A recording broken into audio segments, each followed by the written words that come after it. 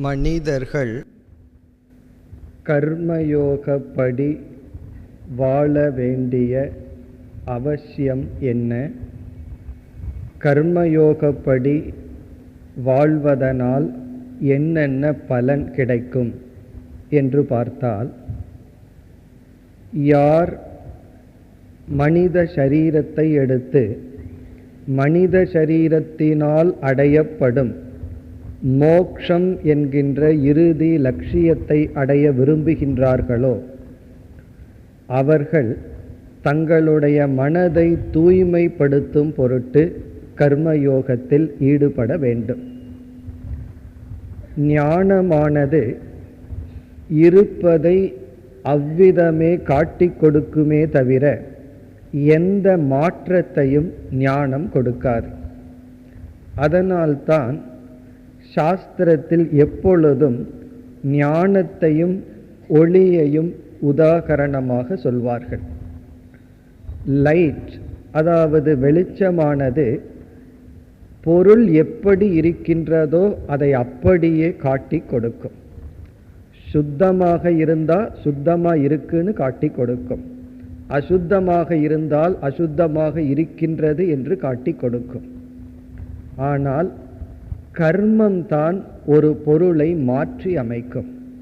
இவ்விதத்தில் கர்மயோகப்படி வாழ்ந்தால்தான் நம்முடைய குணத்தை மாற்றி மனதில் தூய்மையை அடைய முடியும்.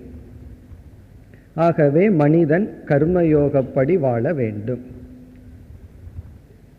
இனி ஒரு கருத்து, ஒருவன் கூறலாம், நான் மோட்சத்தை அடைய இப்பொழுது விரும்பவில்லை, இந்த உலகத்தில் எத்தனையோ சுகங்கள் இருக்கின்றது, அந்த ஐஸ்வர்யம் சுகம் இவைகளையெல்லாம் அனுபவிக்க விரும்புகின்றேன்.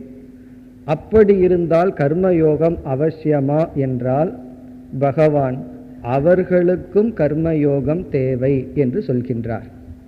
காரணம், நீ காமிய கர்மத்தை செய்பவனாக இருந்து இந்த உலக இன்பத்தை அனுபவிக்க வேண்டும் என்றாலும் கர்மயோகப்படி, அதாவது தர்மப்படி வாழ்ந்தால்தான் தர்மத்தினுடைய பலனான புண்ணியத்தை நீ சேகரித்து இந்த லௌகிக இன்பத்தை அடைவாய். அல்லது இறந்ததற்கு பிறகு சொர்க்கம் முதலிய லோகத்தில் சென்று அங்கும் சுகத்தை அடைய வேண்டும் என்று விரும்பினாலும் அதற்கு புண்ணியம் தேவை. புண்ணியம் தேவை என்றால் கர்மயோகப்படி வாழ வேண்டும். இவ்விதம் போகியாக இருக்க விரும்புபவர்களும் யோகியாக இருக்க விரும்புபவர்களுக்கும் கர்மயோகம் தேவை. பிறகு அடுத்ததாக பகவான் கூறியது, இந்த கர்மயோக வாழ்க்கை முறைப்படி மனிதன் வாழ்ந்தால்தான் இந்த உலகம் சீராக இயங்கும். இந்த உலகம் என்கின்ற சக்கரம் இயங்கி வர தர்மம்தான் காரணம். ஆகவே இந்த உலகம் சீராக இயங்க வேண்டும் என்றாலும் ஜீவர்கள், அதாவது மனிதர்கள் கர்மயோகப்படி வாழ வேண்டும் என்று அந்த சக்கரத்தை குறிப்பிட்டார். இவ்விதம் கர்மயோகப்படி வாழ வேண்டிய அவசியத்தை, அதாவது ஆசையுள்ள அஞ்ஞானியும் கர்மயோகத்தை பின்பற்ற வேண்டும், ஆசை வேண்டாம் என்று மோட்சத்திற்கு செல்கின்ற அஞ்ஞானியும் கர்மயோகத்தை பின்பற்ற வேண்டும். கர்மயோகம்தான் இந்த ஜெகத்தினுடைய சக்கரத்திற்கு, அதாவது இந்த ஜெகத் நடைபெற காரணம் என்று சொன்னார். பிறகு பகவான் என்ன கூறினார், எந்த ஒரு ஞானி தன்னிடத்திலேயே மகிழ்ந்திருக்கின்றானோ, அவன் தன்னுடைய மகிழ்ச்சிக்கு யாரையும் சாராமல் ஒரு நிறைவை அடைந்துள்ளானோ, அவனுக்கு கர்மயோகம் அவசியம் இல்லை. அவன் கடமைகள் அனைத்தையும் துறக்கலாம். அவனிடம் வேதம் சென்று நீ இதை செய்ய வேண்டும் என்றும் சொல்லாது, இதை செய்யக்கூடாது என்றும் சொல்லாது. ஆகவே வேதம் அந்த ஞானிக்கு முழு சுதந்திரத்தை கொடுக்கின்றது. இவ்விதம் பகவான் கூறி பிறகு 19வது ஸ்லோகத்தில் என்ன சொல்கின்றார், ஆகவே அர்ஜுனா நீ கர்மயோகம் செய்ய வேண்டும். இப்போ இதிலிருந்து பகவான் அர்ஜுனனை எந்த நிலையில் வைத்துள்ளார்? ஞானி கர்மயோகம் செய்ய வேண்டிய அவசியமில்லை, அந்த ஞானி எப்படிப்பட்டவன்? தன்னிடத்தில் மகிழ்ந்திருக்கின்ற ஞானிக்கு கர்மயோகம் தேவையில்லை. ஆனால் அர்ஜுனா தஸ்மாத் அசக்த சததம், ஆகவே பற்றில்லாதவனாக காரியம் கர்ம சமாச்சர, செய்ய வேண்டிய கடமைகளை நன்கு செய்வாயாக. பிறகு ஏன் இப்படி செய்ய வேண்டும்? அசக்தகி ஆச்சரன் கர்ம, அதாவது பற்றில்லாதவனாக நான் சொன்ன விதத்தில் கர்மத்தை செய்பவன் பரம் ஆப்னோதி, அவன் மேலான நிலையை அடைகின்றான் என்று கூறி, பிறகு அடுத்த ஸ்லோகத்திலிருந்து பகவான் வேறு தலைப்புக்கு வருகின்றார். இப்பொழுது நாம் 20வது ஸ்லோகத்திற்கு செல்கின்றோம். இப்போ இதுவரை நாம் பார்த்ததில் முதல் 6 ஸ்லோகத்தில் அர்ஜுனனுடைய கேள்வி, அதற்கான பதில். பிறகு 7வது ஸ்லோகத்திலிருந்து 16வது ஸ்லோகம் வரை கர்மயோகத்தினுடைய லட்சணம், அதை பற்றிய தத்துவம். அதற்கு பிறகு வருகின்ற ஸ்லோகங்களில் ஞானியினுடைய மனநிலை. பிறகு இறுதியாக இப்படிப்பட்ட மனநிலையை உடையவனுக்கு கர்மயோகம் தேவையில்லை, ஆனால் நீ கர்மயோகத்தில் ஈடுபட வேண்டும் என்று கூறி, பிறகு 20வது ஸ்லோகத்திற்கு வந்தால், இப்போ இந்த ஸ்லோகத்தில் முதல் வரியில் பகவான் அர்ஜுனனுக்கு கர்மயோகத்தை பின்பற்றி தூய்மையை அடைந்து மோக்ஷத்தை அடைந்தவர்களை உதாகரணமாக அர்ஜுனனுக்கு பகவான் கொடுக்கின்றார். அதாவது கர்மயோகப்படி வாழ்ந்து அதனுடைய பலனை அடைந்து மோக்ஷத்தை அடைந்தவர்கள் யாராவது இருக்கின்றார்களா என்ற கேள்வி அல்லது சந்தேகம் அர்ஜுனனுக்கு வரும்பொழுது இருக்கின்றார்கள் என்று ஜனகரை உதாகரணமாக இங்கு பகவான் கொடுக்கின்றார். கர்மணா ஏவ சம்சித்திம் ஆஸ்திதா ஜனகாதயக, ஜனகர் முதலியவர்கள் கர்மத்திலிருந்தே சம்சித்தியை அடைந்தார்கள். இங்கு சம்சித்தி என்றால் சித்த சுத்தி, மோக்ஷம். தன்னை தூய்மைப்படுத்தி மோக்ஷம் வரை உள்ள லட்சியத்தை ஜனகர் போன்ற அரசர்கள் அடைந்துள்ளார்கள். இந்த எக்ஸாம்பிளை கொடுக்கும் பொழுதுதான் அர்ஜுனனுக்கு கர்மயோகத்தின் மீது ஒரு நம்பிக்கை ஏற்படும்.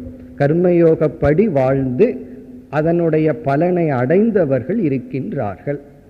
அதுவும் ஒரு ராஜாவையே பகவான் இங்கு உதாகரணமாக கொடுக்கின்றார். இப்படி கொடுத்தவுடன் அர்ஜுனனுக்கு கர்மயோகத்தில் ஒரு நம்பிக்கை ஏற்படும். காரணம் என்ன? ஜனகர் போன்றவர்களும் கூட கர்மத்திலிருந்தே மோட்சத்தை அடைந்தார்கள். ஏன்னா கர்மத்தின் வழியாக சென்றுதான் மோட்சத்தை அடைந்தார்கள். இங்க ஜனகர் முதலியவர்கள்ங்கிற இடத்துல பலரை விளக்காசிரியர்கள் எல்லாம் கொடுக்கின்றார்கள். அதாவது நம்முடைய புராணங்களில் இதிகாசங்களில் ஜனகரை ஞானியாகவும், அஸ்வபதி என்று கைகையினுடைய தந்தை அவரும் ஞானி என்றெல்லாம் வர்ணிக்கப்பட்டுள்ளது. அப்படி எத்தனையோ ராஜாக்கள் ஞானிகளாக இருந்து கர்மயோகத்திலேயே இருந்து தூய்மையை அடைந்தவர்கள். இனி 2வது வரியிலிருந்து பகவான் வேறு ஒரு கருத்திற்கு வருகின்றார். அது என்ன கருத்து என்று இப்பொழுது நாம் பார்க்க வேண்டும். அர்ஜுனன் நினைக்கலாம், பகவான் ஞானிக்கு கர்மயோகம் அவசியம் இல்லை. யார் ஞானியாக இருக்கின்றானோ அந்த ஞானிக்கு சாஸ்திரம் எந்த விதியும் எந்த கட்டளையும் இடாது. காரணம் என்ன? அவன் தனக்குள் சந்தோஷமாக இருக்கின்றான். அவனுக்கு வேதம் முழு சுதந்திரத்தை கொடுத்துள்ளது. ஆகவே அர்ஜுனன் கூறுகின்றான் தன்னுடைய மனதிற்குள், நான் இப்பொழுது ஞானி. நான் ஆசையுடைய அஞ்ஞானியாக இருந்தால் கர்மயோகம் செய்ய வேண்டும். காரணம், அந்த ஆசையை பூர்த்தி செய்ய புண்ணியத்தை சேகரித்து அந்த புண்ணியத்தின் மூலமாக இன்பங்களை அனுபவிக்க வேண்டும். நான் அப்படிப்பட்டவனும் அல்ல. அல்லது மன தூய்மை அற்றவனாக நான் இருந்தால் மன தூய்மையை அடைவதற்கு என்னுடைய கடமைகளை செய்ய வேண்டும், சேவை செய்ய வேண்டும், கர்மத்தில் ஈடுபட வேண்டும். நான் அப்படிப்பட்டவனும் அல்ல. நான் மன தூய்மையையும் அடைந்தவன். பிறகு நான் ஒரு ஞானி. ஆகவே நான் ஞானியாக இருக்கும் பொழுது நான் ஏன் கடமையில் ஈடுபட வேண்டும்? ஆகவே நான் இப்பொழுதே போர்க்களத்திலிருந்து, அதாவது கடமையிலிருந்து விலகி செல்கின்றேன் என்று ஒரு கால் அர்ஜுனன் நினைத்தால், அதற்கு பகவான் இங்கு பதில் சொல்கின்றார். அதாவது யாரெல்லாம் கர்மயோகம் செய்ய வேண்டும் என்றால், அறியாமையில் இருப்பவன், ஆசையுடன் இருப்பவன், அவனும் கர்மயோகம் பண்ணணும். அறியாமையிலிருந்து எனக்கு மோட்சம் வேண்டும், மன தூய்மை வேண்டும் என்று நினைப்பவர்களும் கர்மயோகத்தில் ஈடுபட வேண்டும். ஆனால் ஞானியாக இருப்பவன் ஈடுபட வேண்டிய அவசியம் இல்லை. இந்த இரண்டு பேர்த்துக்கு சாஸ்திரம் கர்மயோகம் அவசியம் இல்லை என்று சொல்கின்றது. ஒன்று ஞானி, இனி ஒருவன் பூர்ணமான வைராகியத்தை அடைந்தவன், ஞானத்துக்காக முயற்சி செய்ய விரும்புபவன். அவன் கர்மயோகத்தை எல்லாம் விட்டுவிட்டு முழுமையாக விசாரத்தில் ஈடுபடலாம். ஆகவே மன தூய்மையை அடைந்து ஞானத்தை அடையாமல் இருந்தாலும் கர்மயோகம் அவசியம் இல்லை, ஞானத்தை அடைந்திருந்தாலும் கர்மயோகம் அவசியம் இல்லை. கர்மயோகம் என்றால் நாம் கடமைகளில் ஈடுபடுதல், இந்த உலகத்தில் பிரவிற்த்தி மார்க்கத்தில் இருந்து வாழுதல் அவசியம் இல்லை. மற்றவர்களுக்கெல்லாம் அவசியம். இப்பொழுது அர்ஜுனன் தன்னை ஞானி என்று நினைக்கலாம். அப்படி நினைத்தால் எனக்கு கர்மயோகம் இல்லை, ஆகவே நான் ஏன் கடமையில் ஈடுபட வேண்டும்? அதற்கு பகவானுடைய பதில் இரண்டாவது வரியில் 20வது ஸ்லோகத்தில், லோக சங்கிரகம் ஏவ அபி சம்பஷ்யன் கர்த்தும் அர்ஹசி. இதன் அடிப்படையிலும் நீ கர்மயோகம் செய்ய கடவாய், நீ செய்ய வேண்டும். உண்மையிலேயே அர்ஜுனன் ஞானி என்ற நிலையில் இல்லை, அவன் அஞ்ஞானியாக இருக்கின்றான். அவன் ஆசையுடையவனும் அல்ல, அவன் சித்த சுத்தி வேண்டும்ங்கிற ஸ்டேஜுக்கு உயர்ந்துள்ளான். இருப்பினும் பகவான் கூறுகின்றார், ஞானியாக நீ இருந்தாலும், அதாவது எடுத்துக்கொள்வோமே, இப்ப அர்ஜுனன் பிடிவாதமாக பகவானிடம் நான் ஞானி ஞானின்னு சொல்கின்றான்னு வச்சுக்குவோமே. பகவான் ஆர்கியூ பண்ண விரும்பல. நீ ஞானி இல்லைன்னு பகவான் சொல்ல, அர்ஜுனன் இல்லை நான் ஞானின்னு சொல்ல, எதற்கு நமக்குள்ள இந்த ஆர்கியூமெண்ட்? நீ ஞானி என்றே நான் எடுத்துக் கொள்கின்றேன். ஞானியாக நீ இருந்தாலும் ஒரு சூழ்நிலையில் ஞானியும் கர்மயோகத்தில் ஈடுபட வேண்டும். அதாவது இங்கு பகவான் என்ன சொல்ல போகின்றார்? ஞானியானவன் ஒரு குறிப்பிட்ட சூழ்நிலையில் இருந்தால் அந்த சூழ்நிலையில் இருக்கின்ற ஞானியும் கர்மயோகத்தில் ஈடுபட வேண்டும். அப்ப ஞானி அவனுடைய பிராரப்த கர்மத்தின் அடிப்படையில் இங்கு சொல்கின்ற சூழ்நிலையில் அவன் இல்லாமல் இருந்திருந்தால் அவன் கர்மயோகத்தில் ஈடுபட வேண்டிய அவசியம் இல்லை. ஆனால் அவனுடைய கர்ம வசத்தினால் ஞானியும் ஒரு குறிப்பிட்ட சூழ்நிலையில் இருந்தால் அவனும் கர்மயோகத்தில் ஈடுபட வேண்டும். உடனே கேள்வி வருகின்றது, எதற்கு? ஞானிக்கு ஏதோ ஒரு குறிப்பிட்ட சூழ்நிலையில் இருந்து விட்டால் ஏன் கர்மயோகத்தில் ஈடுபட வேண்டும்? அதனால் அவனுக்கு என்ன பலன் என்ற கேள்வி வருகின்றது. ஏன்னா கர்மயோகத்திற்கு என்னென்ன பலன்? ஒரு பலன் புண்ணியம் கிடைக்கும், இகலோக சுகத்தை அனுபவிக்கலாம். இனியொரு பலன் சித்த சுத்தி கிடைக்கும், மன தூய்மை கிடைக்கும். ஞானிக்கு இந்த இரண்டுமே வேண்டாம். இந்த உலகம் கொடுக்கின்ற இன்பமும் வேண்டாம், காரணம் அவனுக்கு அதில் வைராகியம் உண்டு. மன தூய்மையும் வேண்டாம், ஏனென்றால் தூய்மையை அடைந்து விட்டான். அப்படி இருக்கையில் அவன் யாருக்காக கர்மயோகத்தை செய்ய வேண்டும்? அல்லது எந்த சூழ்நிலையில் இருந்தால் செய்ய வேண்டும்? எதன் பொருட்டு, யாருக்காக? அதை பகவான் குறிப்பிடுகின்றார். லோக சங்கிரகம் ஏவ அபி பஷ்யன். லோக சங்கிரகம் என்றால் இந்த உலகத்தில் உள்ள மக்களை நல்வழிப்படுத்தும் பொருட்டு. கர்மயோகத்தில், அதாவது கடமையில் ஞானி ஈடுபடுவதனால் எந்த விதத்தில் அவனுக்கு பிரயோஜனம் இல்லை என்றாலும் இந்த உலகத்தினுடைய நன்மையின் பொருட்டு. சங்கிரகம் என்றால் நல்வழிப்படுத்தும் பொருட்டு. லோகம் என்றால் சாமானிய சாதாரண மக்கள். இங்க லோகம்னா மனிதர்கள், லோக சங்கிரகம்னா மனிதர்களை நல்வழிப்படுத்தும் பொருட்டு இந்த ஞானியானவன் கர்மத்தை செய்ய அர்ஹதி, கர்மத்தை செய்ய வேண்டும். இது எல்லா ஞானிக்கும் அல்ல. ஞானி ஒரு சூழ்நிலையில் இருந்தால் அவன் இந்த உலக நன்மைக்காக கர்மத்தில் ஈடுபட வேண்டும். பிறகு பகவான் சொல்றார், நீ ஞானியாக இருந்தாலும் அந்த சூழ்நிலையில் இருக்கின்றாய். ஞானி ஒரு சூழ்நிலையில இருந்தா கர்மத்தில் ஈடுபடணும்னா அந்த சூழ்நிலையில் நீ இருக்கின்றாய். ஆகவே நீ செயலில் கடமையில் ஈடுபட வேண்டும். அது என்ன சூழ்நிலை, அதை நாம் அடுத்த ஸ்லோகத்தில் பார்க்க போகின்றோம். ஆகவே இங்கு பகவான் அர்ஜுனனுக்கு எந்த விதத்திலையும் சாய்ஸ் கொடுக்கல, வாய்ப்பு கொடுக்கல. எதற்கு? யுத்த களத்திலிருந்து ஓடுவதற்கு, கடமையை விடுவதற்கு அர்ஜுனனுக்கு இப்பொழுது வாய்ப்பே இல்லை. நீ ஞானியா இருந்தாலும் சரி, அஞ்ஞானியா இருந்தாலும் சரி, ஆசை உடையவனாக இருந்தாலும் சரி, சித்த சுத்தி வேண்டும் என்ற சூழ்நிலையில இருந்தாலும் சரி, நீ கடமையில் ஈடுபட வேண்டும்.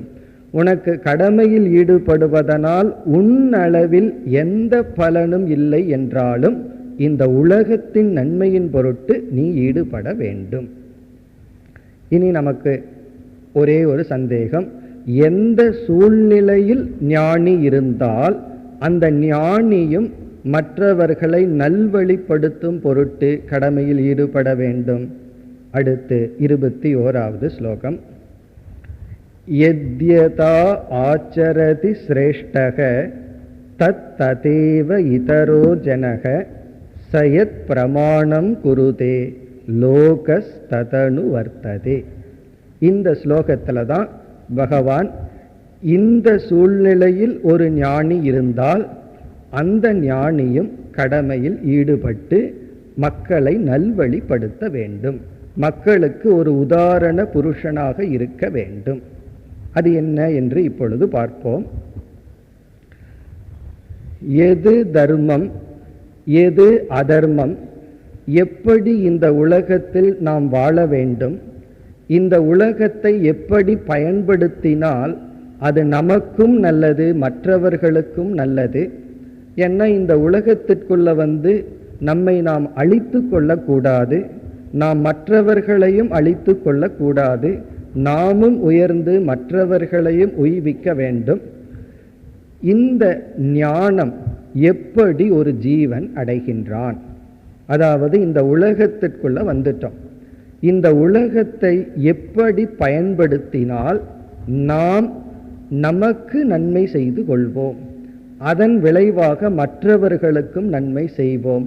இந்த ஞானத்தை நாம் எப்படி அடைதல், அதாவது எது நலம், எது தீயது, எது தர்மம், எது அதர்மம், நாம் எப்படி இந்த உலகத்தில் வாழ வேண்டும், இந்த ஞானத்தை நாம் எங்கிருந்து பெற வேண்டும் அல்லது எங்கிருந்து பெற்று கொண்டிருக்கின்றோம் என்ற கேள்வி வரும்பொழுது சாஸ்திரமானது 4 இடங்களை கூறுகின்றது. அதாவது 4 இடத்திலிருந்து நாம் தெரிந்தோ தெரியாமலேயோ நம்மை அறியாமல் எது நல்லது எது கெட்டது, எதை செய்ய வேண்டும் எதை செய்யக்கூடாது, அல்லது எப்படி வாழ வேண்டும் என்ற அறிவை அடைந்து வருகின்றோம். சுருக்கமாக சொன்னா எது தர்மம் எது அதர்மம்ங்கிற ஞானத்தை நாம் 4 இடங்களிலிருந்து அறிந்து கொண்டு வருகின்றோம். அதில் முதல் இடம் நம்முடைய மனசாட்சி. இறைவன் நாம் பிறக்கும் பொழுதே ஓரளவுக்கு ஒரு அறிவை கொடுத்து படைத்துள்ளார்.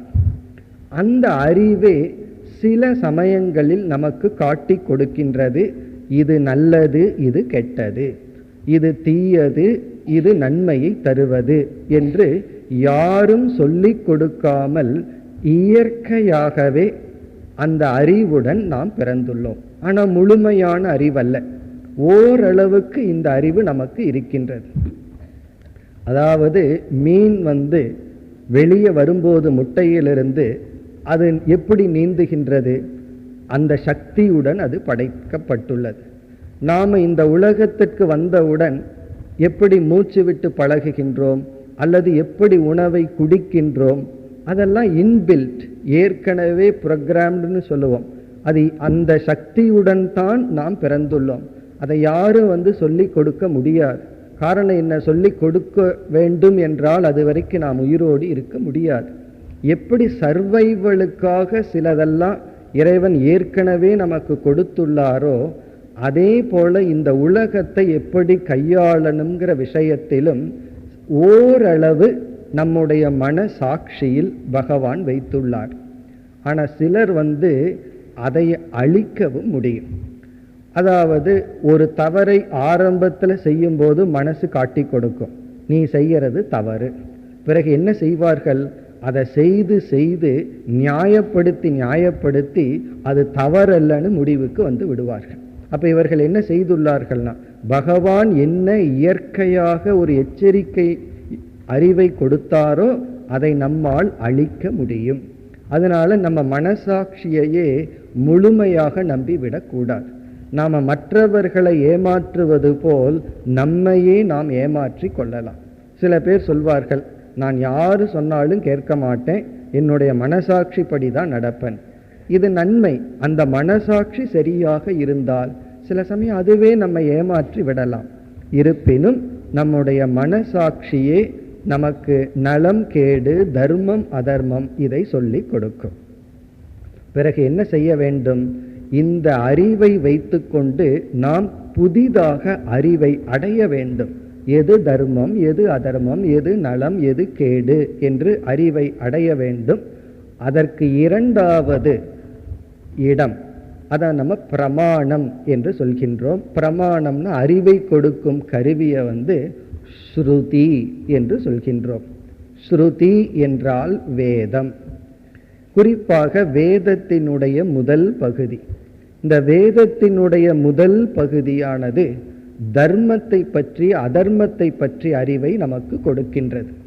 அதனால்தான் வேதத்தின் முதல் பகுதியை விளக்க ஆரம்பித்த ஜெய்மினி என்ற ரிஷி தன்னுடைய முதல் சூத்திரத்தில் அதாதோ தர்ம ஜிக்ஞாசா என்று ஆரம்பிக்கின்றார்.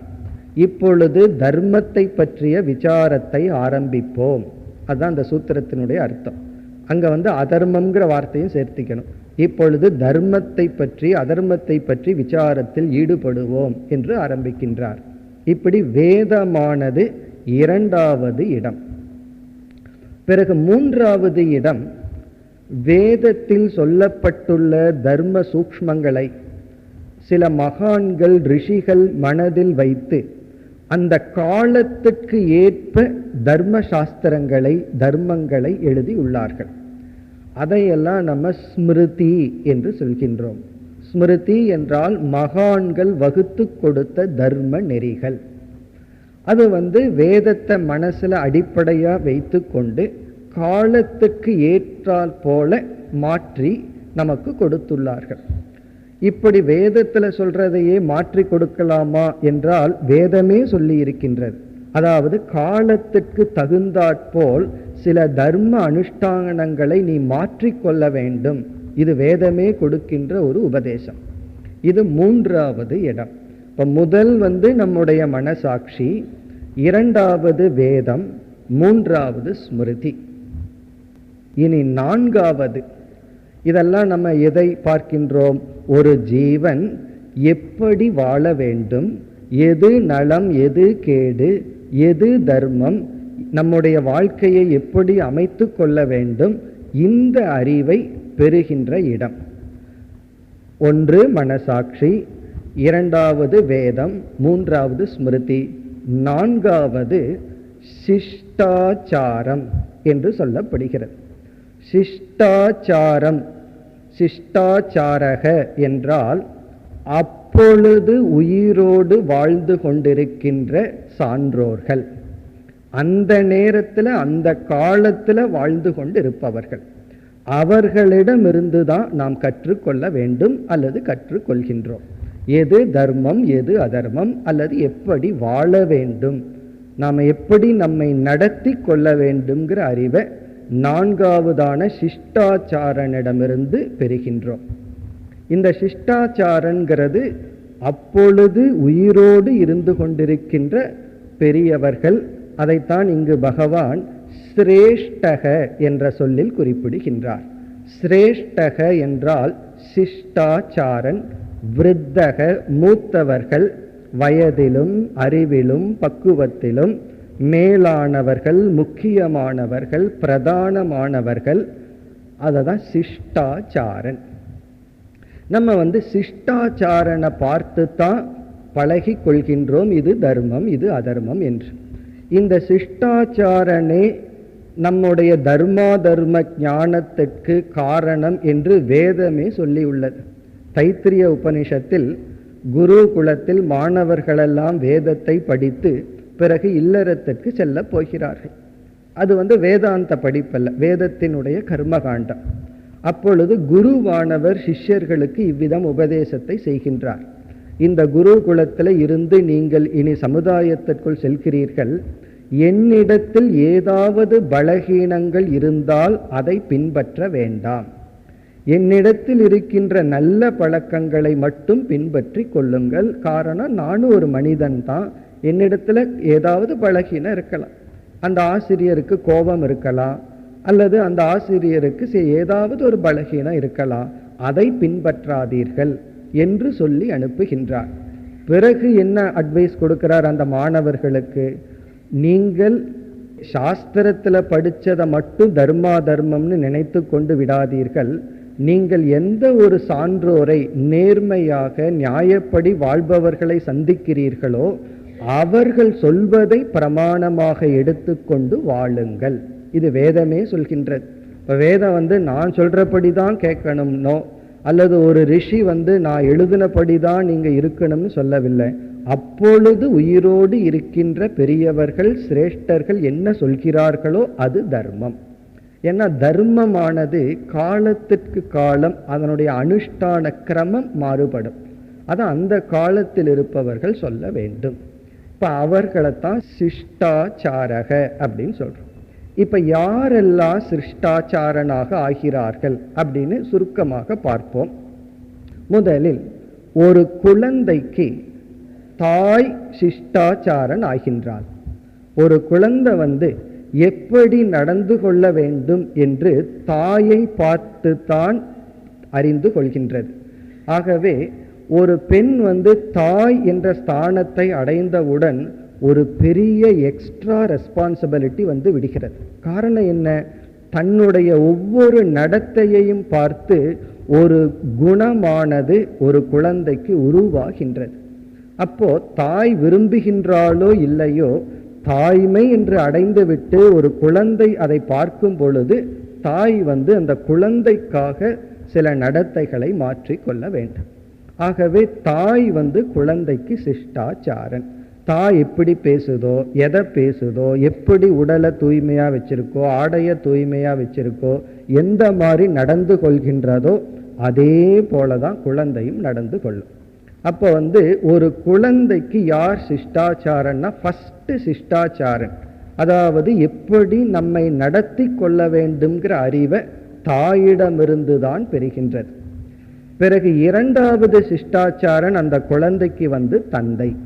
அடுத்ததா அந்த குழந்தை அப்சர்வ் பண்றது தந்தையினுடைய பேச்சுக்கள், தந்தையினுடைய ஆக்டிவிட்டிஸ். அதை பார்த்து தான் அந்த குழந்தையினுடைய மனதிலேயே ஒரு பிலாசபி உருவாகுது. இப்படித்தான் வாழணும், இப்படித்தான் பேசணும், இப்படித்தான் நடந்து கொள்ள வேண்டும். பிறகு மூன்றாவது சிஷ்டாச்சாரன் அந்த குழந்தைக்கு ஆசிரியர்கள் அல்லது குரு. அது ஸ்கூலுக்கு போகும் பொழுது ஆசிரியரை பார்த்து அது தன்னை நடத்தி கொள்கின்றது. அதனாலதான் அண்மையில் இந்த பிளே ஸ்கூல்னெல்லாம் சொல்வார்கள். அதாவது 3 வயது குழந்தைகளை படிக்க வைக்கிற ஸ்கூல்ல இருக்கிற ஒரு ஆசிரியை என்னிடம் கூறினார்கள். அதாவது அந்த குழந்தைகளுக்கு சந்தோஷமா சிரிச்சிட்டு மகிழ்ச்சியா இருக்கிற டீச்சர் போனா குழந்தை சிரிச்சிட்டு சந்தோஷமா இருக்கான். கோபமா வெறுப்புடன் அந்த டீச்சர் போய் அமர்ந்தால், வீட்டில் ஏதோ ரகலை, உடனே இங்க கோபமா அமர்ந்தால் அன்னைக்கு அந்த குழந்தைகளெல்லாம் சோகமா இருக்கு. காரணம் என்ன? அந்த குழந்தைகள் ஆசிரியர் எதை செய்கிறார்களோ, எப்படி இருக்கிறார்களோ, தன்னை அப்படியே பார்த்து பழகி கொள்கிறது. ஒரு ஸ்கூல்ல டீச்சர்ஸ்க்கு ஒரு ரூல் கொடுத்தார்கள், நெகமெல்லாம் வெட்டிட்டு வரணும், தூய்மையா ஆடை இருக்கணும். டீச்சர்ஸ் எல்லாம் அதை ஏற்றுக்கொள்ளவில்லை. எங்களுடைய சுதந்திரத்துல நீங்கள் ஏன் தலையிடுகிறீர்கள்? அந்த டீச்சருக்கு அது புரியவில்லை. அதாவது ஆசிரியர்களே தன்னுடைய சில நடவடிக்கைகளில் தவறாக இருந்தால் வேறு வழி இல்லை, மாணவர்கள் அதை பார்த்து இவர்கள் விரும்புகிறார்களோ இல்லையோ பின்பற்றுகிறார்கள். ஆகவே இங்க சிஷ்டாச்சாரங்கிற பொசிஷன்ல நம்ம பிராரப்த கர்மத்தில் விடுகின்றோம். விருப்பம் இருக்கோ இல்லையோ, நாம் சிஷ்டாச்சாரங்கிற நிலைக்கு வந்தால், நம்மை பார்த்து 4 பேர் பின்பற்றுகிறார்கள்ங்கிற சூழ்நிலையில் இருந்தால், கண்டிப்பாக அவர்களை நல்வழிப்படுத்தும் பொருட்டு சில தர்ம அனுஷ்டானங்களை செய்துதான் ஆக வேண்டும். அதனால மாணவன் என்ன சொல்லுவான்?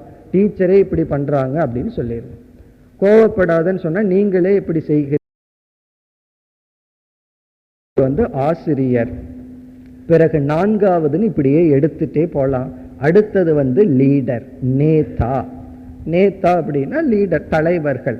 இப்ப நம்ம தலைவர்கள் எதை செய்கிறார்களோ அதைத்தான் தொண்டர்களும் செய்கின்றார்கள். இப்ப இங்க பகவான் என்ன சொல்றார்? நீ நேதா. நீ ஒரு 1000 பேர்த்துக்குள்ள இருந்து போர் புரிபவனாக இல்லை, ஒரு பெரிய போருக்கு ஒரு முக்கிய நபராக இருக்கின்றாய். அதுவும் பஞ்ச பாண்டவர்களுக்குள்ளேயே முக்கிய பிரதானமானவனாக இருக்கின்றாய். நீ எதை செய்கின்றாயோ அதைத்தான் மற்றவர்களும் பின்பற்றுவார்கள். ஒரு ஞானி தனியா காட்டுல இருக்கான், அவனை பார்த்து யாருமே பின்பற்றவில்லை என்றால் அவனுக்கு ஒரு கடமையும் இல்லை. எப்படி வேண்டுமானாலும் ஆடை அணியலாம், எப்படி வேண்டுமானாலும் இருக்கலாம். ஆனா அந்த ஞானி இல்லறத்தில் இருக்கின்றான் அல்லது சமுதாயத்திற்குள்ளேயே இருக்கின்றான் என்றால் தன்னை எப்படி நடத்தி கொள்ள வேண்டும்ங்கிறது மிக முக்கியமாகி விடுகின்றது. காரணம் என்ன? அதை பார்த்து மற்றவர்கள் பின்பற்றுவார்கள். இவனுக்கு விருப்பம் இருக்கோ இல்லையோ, அதாவது நாம் ஒரு பொசிஷன்ல இருக்கோம், நாம விரும்புறோமோ இல்லையோ, நம்மைய பார்த்து ஒருவர் அதன்படி பின்பற்றுகிறார்கள் என்றால் நமக்கு அதிக பொறுப்பு விடுகின்றது. அதனாலதான் உலகமே தெரிந்தோ தெரியாமலேயோ சிரேஷ்டன் பிரதானம் என்று ஒருவரை எடுத்துக்கொண்டு அதன்படி வாழ்கின்றது. நம்ம வீட்டிலேயே பார்க்கலாம், அண்ணன் தம்பி 2 பேர் இருந்தா இந்த தம்பியோ தங்கையோ அண்ணன் என்ன பண்றானோ அதை அப்படியே திருப்பி செய்யும். காரணம் என்ன? அந்த குழந்தைக்கு அண்ணன் சிஷ்டாச்சார், அண்ணன் என்ன பண்றானோ அதை அப்படியே பண்ணுவான். அண்ணனை ஒழுங்கா வளர்த்தி இருந்தா தம்பி ஒழுங்கா வளருவான். இப்ப அண்ணனை தூய்மையாக வளர்த்தி இருந்தால், சில நீட் ஹேபிட்ஸை சொல்லி கொடுத்திருந்தா அதை பார்த்து தம்பி பண்ணும். இவ்விதம் ஒரு குழந்தைக்கு அண்ணன் சிருஷ்டாச்சாரன், அக்கா சிருஷ்டாச்சாரன். அவர்களுக்கு அது தெரியுதோ இல்லையோ அந்த சிறு குழந்தை அதை பார்த்து தான் பின்பற்றும். அதாவது நம்ம வாயில சொல்றதை யாரும் கேட்பதில்லை, நம்முடைய வாழ்க்கையை பார்த்துத்தான் அவர்கள் பின்பற்றுகின்றார்கள்.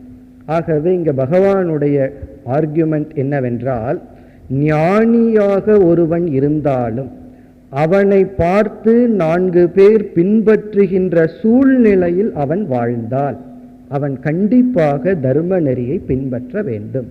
அவனுக்கு அதுல விருப்பம் இருக்கோ இல்லையோ. இப்போ ஒரு சன்னியாசியிடம் ஒரு பக்தர் வெள்ளி தட்டத்தை கொடுத்து, பிளேட்டை கொடுத்து இதுல சாப்பிடுங்கன்னு கொடுத்தார்.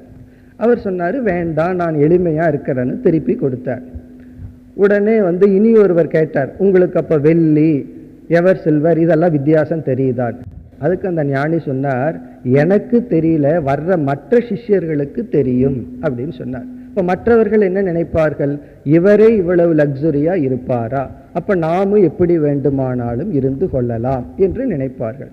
இவருக்கு எல்லாம் ஒன்றுதான் என்று இருந்தாலும் இவரை பார்த்து 4 பேர் பின்பற்றுகின்ற சூழ்நிலையில் இவர் வாழ்ந்தால் சில நியமங்களை பின்பற்றித்தான் ஆக வேண்டும். அப்படி இல்லை என்றால் இவர் மற்றவர்களுக்கு தவறான ஒரு அறிவை அல்லது ஒழுக்கத்தை கொடுத்து விடுகின்றார். அதெல்லாம் பகவான் சொல்ல போகின்றார். ஒரு சிஷ்டாச்சாரன் சரியில்லை என்றால், ஒரு தலைவனாக இருப்பவன் சரியில்லை என்றால் அவனை மட்டும் அழிப்பதில்லை, அவனை பின்பற்றுபவர்கள் அனைவரையும் அழித்து விடுகின்றான். ஆகவே ஞானியாக இருக்கின்ற ஒருவன் தன்னை பார்த்து பின்பற்றுகின்ற ஒரு சூழ்நிலையில் வாழ்ந்தால் அவனும் தர்ம நெறிப்படி வாழ வேண்டும், கடமையில் ஈடுபட வேண்டும். அந்த ஞானிக்கு கடமையில் ஈடுபட்டாலும் ஈடுபடாவிட்டாலும் ஒன்றுதான். ஆனால் கடமையில் ஈடுபடுவதனால் ஒரு நன்மை நடக்கிறது என்றால் ஏன் அவன் கடமையில் ஈடுபடக்கூடாது? இதுதான் பகவானுடைய கருத்து. இதைத்தான் இங்கு கூறுகின்றார். யத்யத் ஆச்சரதி சிரேஷ்டக. ஒரு சிரேஷ்டன், சிஷ்டாச்சாரன், யத்யத் ஆச்சரதி, எதையெல்லாம் செய்கின்றானோ, தத் தத் ஏவ இதரக ஜனக, அதைத்தான் மற்ற சாமானிய மனிதர்கள் பின்பற்றுகின்றார்கள். இங்க சிரேஷ்டகன்னு சொன்னா அவன் அறிவிலேயோ அல்லது வயதிலேயோ அல்லது புகழிலேயோ சிரேஷ்டன். ஒருவன் ஒரு ஹீரோ ஆயிட்டான், அவனை பார்த்து அவன் என்ன பண்றானோ அதைத்தான் மற்றவர்களும் பின்பற்றுகிறார்கள். இந்த டெக்னிக்கத்தான் விளம்பரத்திலையும் செய்கிறார்கள். ஏதோ ஒரு கூல்ட்ரிங்க்ஸ் யாரோ குடிக்கிற மாதிரி போடலாம், ஆனாலும் சில கிரிக்கெட் பிளேயருக்கு எத்தனையோ கோடி கொடுத்து நீங்க குடிக்கிற மாதிரி அட்வர்டைஸ்மெண்ட்ல வாங்கன்னு சொல்கிறார்கள். காரணம் என்ன? அவர்களை பார்த்து பின்பற்ற சிஷ்யர்கள் எத்தனையோ பேர் இருக்கிறார்கள். அப்ப சிரேஷ்டக, சிரேஷ்டகன யார் பிரதானமாக இருக்கிறார்களோ. யோசிச்சு பார்த்தா அந்த கம்பெனி ஏன் ஒரு மனிதனுக்கு பல கோடி கொடுக்கின்றார்கள் என்றால் இதுதான் ஹியூமன் சைக்காலஜி. தன்னை அறியாமல் மக்கள் எல்லாம் ஒருத்தரை ஹீரோன்னு நினைத்து விட்டார், அவன் ஹீரோவுக்கு தகுதியோ இல்லையோ நினைத்து விட்டால் அவனை பார்த்து 4 பேர் பின்பற்றுகிறார்கள் என்றால் அவன் எதை செய்கிறார்களோ அதை, அவனை யாரு ஹீரோ சிஷ்டாச்சாரன் நினைக்கிறார்களோ அதை செய்வார்கள். ஒருவர் பட்டைய விபூதி போட்டு வந்தா உடனே அவங்க சிஷ்யர்கள் அதை செய்வார்கள். ஒருவன் ஒரு விதத்துல ட்ரெஸ் போட்டா அதை செய்வார்கள், ஒரு விதத்துல சிகரெட்டு குடிச்சா அதைத்தான் மற்றவர்களும் செய்வார்கள். அப்படி பிரதானமானவர்கள் எதை செய்கிறார்களோ பாமர மக்கள் அதை செய்வார்கள். அது நல்லதா இருந்தாலும் சரி, தீயதாக இருந்தாலும் சரி. அப்படி இங்கு தாயிடம் ஆரம்பித்து சந்நியாசி வரை எல்லாம் சிஷ்டாச்சாரர்களாக இருக்கின்றார்கள். நம்ம பார்த்தோம்னா நம்மை அறியாமல் நம்மை பார்த்து சிலர் பின்பற்றுபவர்கள் இருப்பார்கள். அவர்களிடம் நாம் அவர்களை நல்வழிப்படுத்தும் பொருட்டு நம்முடைய விருப்பு வெறுப்பை துறந்து நாம் தர்மத்தில் ஈடுபட்டு அவர்களை நல்வழிப்படுத்த வேண்டும். சயத் பிரமாணம் குருதே, அவன் எதை பிரமாணமாக செய்கின்றானோ, இதைத்தான் செய்யணும் இப்படித்தான் செய்யணும்னு செய்கின்றானோ அதைத்தான் லோகக சாதாரண மக்கள் அதை பின்பற்றுகிறார்கள். இப்ப குழந்தைகளை ஏன் வலது கையில எடுத்து சாப்பிடுதுன்னா தாயை பார்க்குது, தந்தையை பார்க்குது, எப்படி சாப்பிடுகிறார்களோ அப்படி சாப்பிடுது. ஆகவே பெற்றோர்கள் எப்படி நடந்து கொள்கிறார்களோ அதை பார்த்து குழந்தை நடக்கின்றது. ஆசிரியர்களை பார்த்து, தலைவர்களை பார்த்து, இப்படி சாதாரண மக்கள் தங்களை அறியாமல் மேலோர்களை பார்த்து வாழ்க்கையை நடத்தி கொள்கின்றார்கள். ஆகவே ஒருவன் மேலோனாக இருந்தால் அவனுக்கு கடமை இருக்கின்றது. இவ்விதம் கூறி இனி அடுத்த ஸ்லோகத்தில் இதுக்கு யாரையாவது எக்ஸாம்பிளா சொல்லணும். அதாவது ஒரு ஞானி, அந்த ஞானிக்கு ஒன்றை செய்து ஆகணுங்கிற அவசியம் இல்லை, இருந்தாலும் அந்த ஞானியை பார்த்து சிலர் பின்பற்றுகிறார்கள். அந்த ஞானியும் கடமையில் ஈடுபட்டு இருக்கின்றான். இதற்கு யாராவது ஒருவரை பகவான் எக்ஸாம்பிளா உதாரணமா கோட் பண்ணணும். எப்படி கர்மயோகத்தில் இருக்கிறதுக்கு ஜனகரை கோட் பண்ணாரோ அதே போல சிஷ்டாச்சாரனுக்கு ஒருத்தரை உதாரணமா கொடுக்கணும். பகவான் யோசிச்சு பார்த்தார் யாரை கொடுக்கலாம். கடைசியில தன்னையே சொல்கின்றார், தன்னையே உதாகரணமாக சொல்கின்றார். அடுத்த ஸ்லோகத்தில் நமே பார்த்தாஸ்தி கர்த்தவ்யம், ஹே அர்ஜுனா, எனக்கு செய்ய வேண்டும் என்று ஒரு நியதியோ நிர்பந்தமோ கிடையாது. காரணம் என்ன என்றால் நான் என்னிடத்தில் திருப்தியாக இருக்கின்றேன். இந்த 3 லோகத்திலும் ஒன்றை செய்து நான் அடைய வேண்டும் என்கின்ற நிர்பந்தம் எனக்கு கிடையாது. அடையாததை ஒன்றை நான் ஒரு செயல் செய்து அடைய வேண்டும் என்று ஒன்று கிடையாது. இருந்தாலும் நான் கர்மத்தில் ஈடுபடுகின்றேன். நான் அதாவது கடமையில் இருந்து கொண்டிருக்கின்றேன். ஏனென்றால் நான் என்னை பார்த்து மற்றவர்கள் பின்பற்றுகின்றார்கள். பிறகு அடுத்த ஸ்லோகத்தில் கூறுகின்றார், ஒரு கால் நான் என்னுடைய கடமையிலிருந்து விலகி சென்று விட்டால் மக்கள் அதை புரிந்து கொள்ளாமல் தவறான பாதையை பின்பற்றி விடுவார்கள். அதாவது ஞானி ஒன்றை செய்தால் எந்த நிலையிலிருந்து ஞானி செய்கின்றான்கிறது சாதாரண மக்களுக்கு புரியாது. மேலோட்டமா என்ன செய்கின்றான்கிறதான் பார்ப்பார்கள். இப்ப இவனுக்கு சிலதெல்லாம் மேல்நிலையிலிருந்து செய்யலாம், ஆனாலும் மக்களுக்கு, சாதாரண மக்களுக்கு அது புரியாது. ஆகவே அவர்கள் என்ன எப்படி இருக்கின்றார்களோ அந்த நிலையிலிருந்து ஞானி செயல்பட வேண்டும். இப்போ ஒரு ஞானி கோயிலுக்கு செல்கின்றார். அவரை பொறுத்த வரைக்கும் கோயில்ல தான் கடவுளை பார்க்கணுங்கிற உணர்வில்லை, பார்க்கிற பொருள் அனைத்திலும் இறைவனை பார்க்கிறார். ஆனா அவர் போய் அதாவது இறைவன் முன்னாடி காலை எடுத்து தலையில வைக்கிறதோ அல்லது ஏதாவது ஒரு பண்றாருன்னு வச்சுக்குவோமே, அப்போ என்ன ஆகும்? யாருமே ஞானியினுடைய ஞானத்தை பார்க்க மாட்டார்கள். இதெல்லாம் புராணத்துல படிக்கிறதுக்கு சரி. அதாவது கண்ணப்ப நாயனார் எப்படி பூஜை பண்ணாரோ அது புராணத்துல படிப்போம். இன்னைக்கு யாராவது அப்படி போய் பகவான் இடத்துல ஏதாவது வாயில் இருக்கிறத துப்புனார்னு வச்சுக்குவோமே, யாருமே கண்ணப்ப நாயனாருடைய மனதில் இருக்கிற பக்தியை போல ஞானியினுடைய மனதில் இருக்கிற ஞானத்தையோ பக்தியோ புரிந்து கொள்ள மாட்டார்கள், தவறாகத்தான் நினைப்பார்கள்.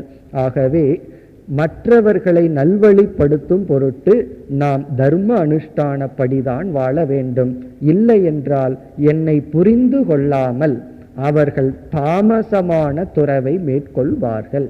நான் சாத்விகமாக துறந்தாலும் மற்றவர்களெல்லாம் என்னுடைய இந்த வழியை பின்பற்றி விடுவார்கள். அதாவது பகவான் என்ன சொல்றார், யாரோ எப்படியோ போகட்டும், தர்மமோ அதர்மமோ, நான் இந்த யுத்தத்திற்கு வரவில்லை என்று விலகி சென்று விட்டால் பிறகு யாருக்கும் தர்மத்தை நிலைநாட்ட வேண்டும் என்ற அக்கறை இல்லாமல் போகும். அப்படி அந்த அக்கறை யாருக்கு இருக்க வேண்டும்னா க்ஷத்ரியனுடைய சொதர்மம். ஒரு நாட்டுல தர்மத்தை நிலைநாட்ட வேண்டியது க்ஷத்ரியனுடைய சொதர்மம். நானே சென்று விட்டால் மற்ற அரசர்கள் சென்று விடுவார்கள். அதனுடைய விளைவை பகவான் சில ஸ்லோகங்களில் வர்ணிக்கின்றார். இந்த உலகமானது எது தர்மம் எது அதர்மம் என்ற அறிவில் குழப்பத்தை அடைந்து அதர்மத்தை தர்மம் என்று நினைத்து எல்லாரும் பாப செயலில் ஈடுபட்டு தங்களை அழித்து கொள்வார்கள் என்று இந்த சிஷ்டாச்சாரன் என்ற ஒரு கருத்தை பகவான் அறிமுகப்படுத்தி 24வது ஸ்லோகம் வரை பகவான் சிஷ்டாச்சாரன் தவறு செய்தால், சிஷ்டாச்சாரனிடத்தில் ஒரு குறை ஏற்பட்டால் என்ன ஒரு பெரிய பாதிப்பு சமுதாயத்தில் ஏற்படுகிறது என்று பகவான் போதிக்கின்றார். அதனாலதான் மேலான ஸ்தானத்தில் ஒருவர் இருந்து செய்கின்ற தவறுக்கும் கீழான ஸ்தானத்தில் இருந்து செய்கின்ற அதே தவறுக்கும் வேற்றுமை இருக்கின்றது. இப்ப மேலானவர் தவறு செய்தால் அதனுடைய பாதிப்பு மிக அதிகம், கீழானவர் தவறு செய்தால் அதனுடைய பாதிப்பு குறைவு. ஒரு ஆசிரியர் பிஏ ஏதோ படிச்சிருந்தார், பல வருஷமா டீச் பண்ணிட்டு இருந்தார். பிறகு எம்ஏ எழுதினார். எழுதும் போது என்ன பண்ணிட்டார், ஒரு பிட் எழுதி அதை மாட்டிட்டார். யாரு? ஒரு ஆசிரியர். மாணவர்களுக்கெல்லாம் அவ்வளவு சந்தோஷம். இது ஒரு பெரிய இஷ்யூ ஆகி பேப்பர்ல ஒரு பெரிய விஷயமாச்சு.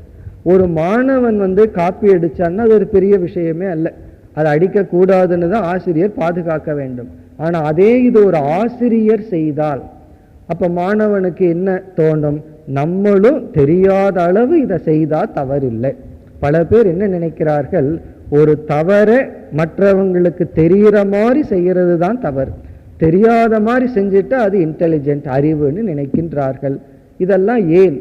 அப்ப ஆசிரியர் சொல்லலாம், பையன் பண்றது தானே நானும் செய்தேன்னு. வேற்றுமை உண்டு. அப்படி ஒரு சிஷ்டாச்சாரன் செய்கின்ற தவறுக்கு அதிக பாதிப்பு இருக்கின்றது. அதனாலதான் தண்டனையும் அவர்களுக்கு அதிகமாக கொடுக்க வேண்டும். அதே இது சிஷ்டாச்சாரனாக இல்லாதவன் அதே தவறை செய்தாலும் பாதிப்பு இல்லை. அதனால யார் சிஷ்டாச்சாரனாக இருக்கின்றார்களோ, சில சமயங்கள்ல அவர்களே விரும்பாவிட்டாலும் சிஷ்டாச்சாரன் ஆகி விடுகின்றார்கள். இப்ப என்னை பார்த்து யாரும் பின்பற்றக்கூடாது, நான் இஷ்டப்படிதான் இருப்பேன்னு ஒருவன் நினைக்கின்றார். ஆனா அவர்களுடைய குழந்தைகள் கண்டிப்பாக அவர்களை அப்படித்தான் பார்க்கின்றார்கள். அதனாலதான் தாய் என்ற ஒரு ஸ்தானத்திற்கு வந்ததற்கு பிறகு அந்த குழந்தை தன்னை அறியாமல் தாய் எப்படிப்பட்ட ஆடை அணிகின்றாள், எப்படி தன்னை நடத்தி கொள்கின்றாள், இதெல்லாம் பார்த்து பழகி கொள்கின்றது. ஆகவே என்ன ஆகின்றாள் அவள், அந்த ஒரு குழந்தைக்கு இதுதான் மாடல், இதுதான் வாழ்க்கை, இப்படித்தான் வாழணுங்கிறத அவளுடைய வாழ்க்கையில் கற்றுக் கொடுத்து விடுகின்றாள். நல்ல விதத்தில் அவள் செய்திருந்தால் நல்ல குழந்தையை சமுதாயத்திற்கு உருவாக்குகின்றாள். இல்லை என்றால் இந்த உலகத்திற்கு தீய விதையை விதைத்து தீய குழந்தைகளை உருவாக்குகின்றாள். ஆகவே பகவான் பல ஸ்லோகங்களில் சிஷ்டாச்சாரனுடைய முக்கியத்துவத்தை வலியுறுத்துகின்றார். அதனாலதான் ஒருவன் சிஷ்டாச்சாரனாக சென்று ஒரு தவறை செய்தால் சாஸ்திரம் அதிகமான தண்டனை கொடுக்க வேண்டும் என்று சொல்கின்றது. காரணம் என்ன, அதை நம்ம அப்படியே விட்டுவிட்டால் அது ஒரு பெரிய சமுதாயத்தையே, அவர்களை பின்பற்றுபவர்கள் அனைவரையுமே பாதித்து விடும். இதெல்லாம் மகாபாரத கதையில் வருகின்றது.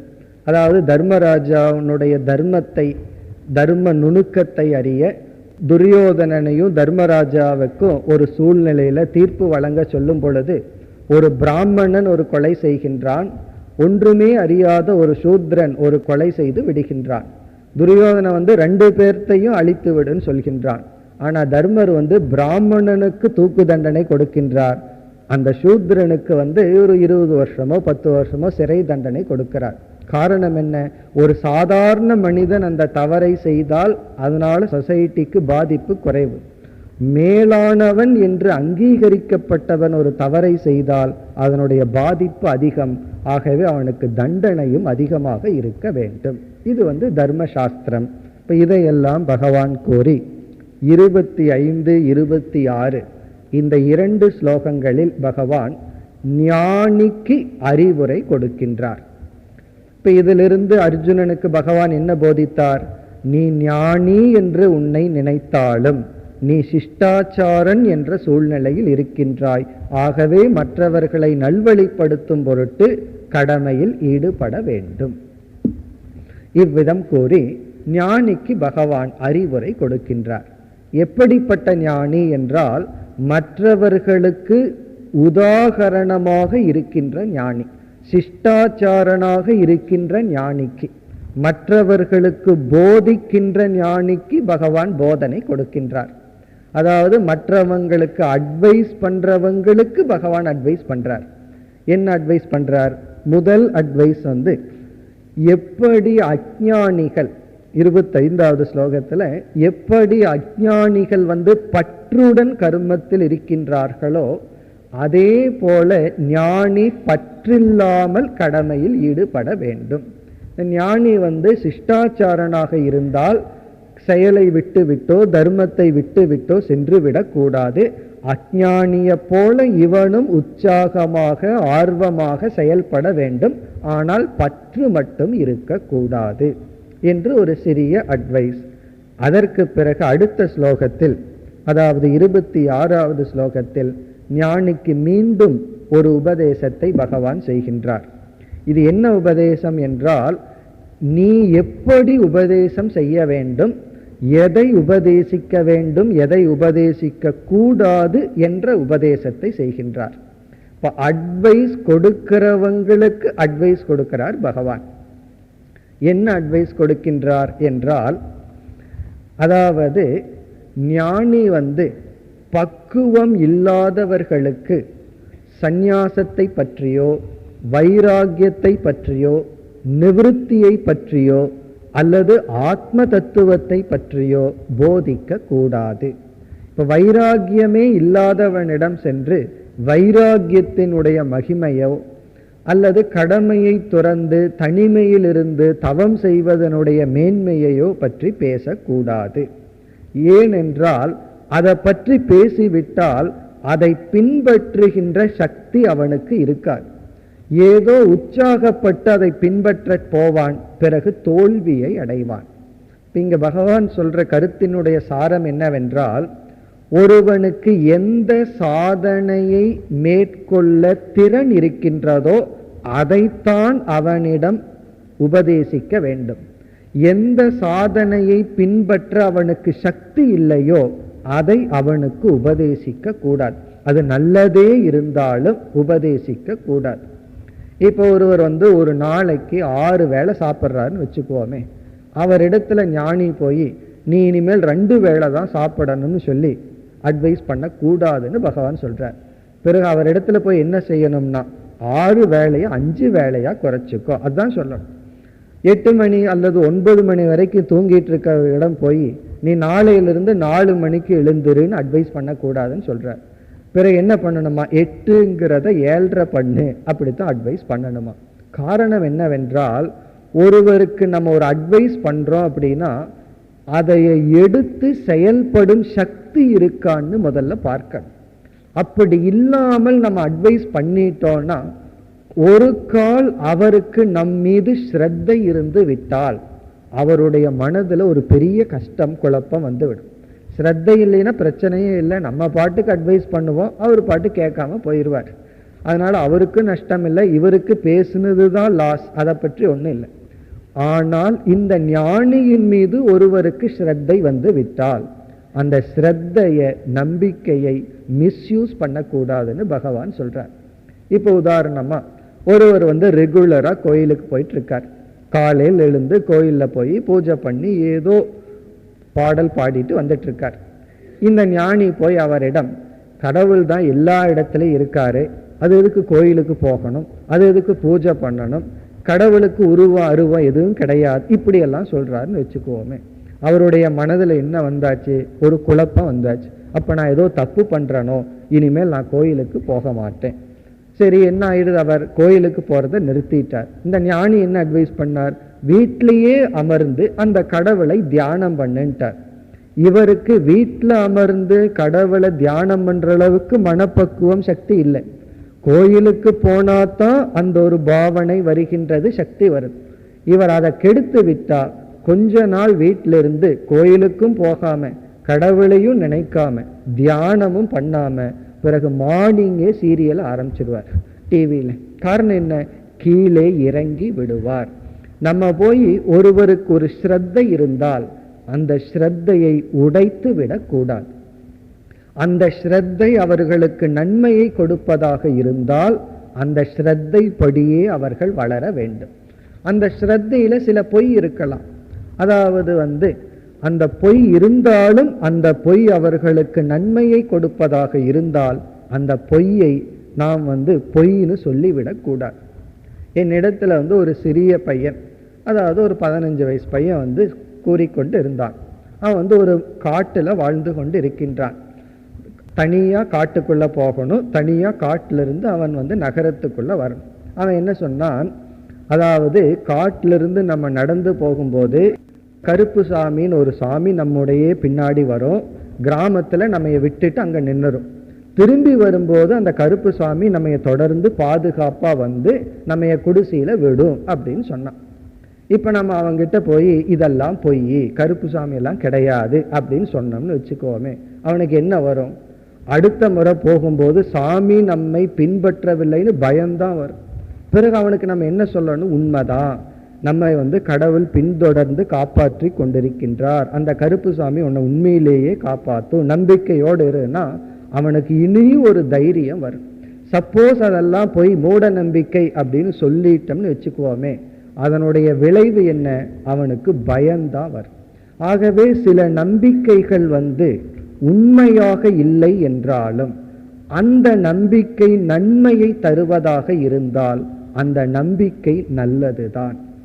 அதைத்தான் ஆங்கிலத்தில் ஹெல்தி இல்யூஷன் என்று சொல்வார்கள். அதை நம்ம வேதாந்தத்துல சுத்த மாயா என்று சொல்கின்றோம். சுத்த மாயான்னா அது பொய் தான், அந்த நம்பிக்கை உண்மை அல்லதான். ஆனாலும் அது நன்மையை தரும் என்றால் அந்த நம்பிக்கையை உடைத்து விடக்கூடாது. நமக்கு ஏதோ கொஞ்சம் ஞானம் வந்துட்டா உடனே போய் 4 பேர்த்துக்கிட்ட சொல்லி அவர்களுடைய நம்பிக்கையை உடைத்து விடக்கூடாது.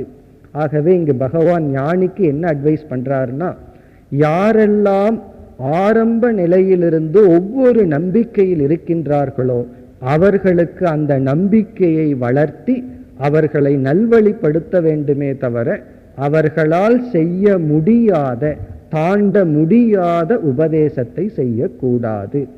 அப்படி செய்யாமல் அவர்களுடைய நம்பிக்கையை பாதுகாப்பாக வைத்துக் கொள்ளுங்கள். அதனால ஒருவர் மூட நம்பிக்கையுடன் இருந்தாலும் மூட நம்பிக்கை இல்லாத மூடர்களை விட மூட நம்பிக்கை வைத்து அதில் நன்மையை அடைபவர்கள் உயர்ந்தவர்கள். இப்ப ஞானி போய் அதையெல்லாம் டிஸ்டர்ப் பண்ணக்கூடாது. ஏன்னா சாஸ்திரம் படிச்சா சில உண்மைகள் எல்லாம் நமக்கு தெரிஞ்சிடும். அந்த உண்மையை பக்குவமானவர்களுக்குத்தான் சொல்ல வேண்டும், அதுவரை அவர்களுக்கு அனுமதி கொடுக்க வேண்டும் என்று ஞானிகளுக்கு உபதேசத்தை இந்த ஸ்லோகத்தில் பகவான் செய்கின்றார். மேலும் அடுத்த வகுப்பில் தொடர்வோம். ஓம் பூர்ணமத பூர்ணமிதம் பூர்ணாத் பூர்ணமுதச்யதே பூர்ணஸ்ய பூர்ணமாதாய பூர்ணமேவாவசிஷ்யதே. ஓம் சாந்தி சாந்தி சாந்தி.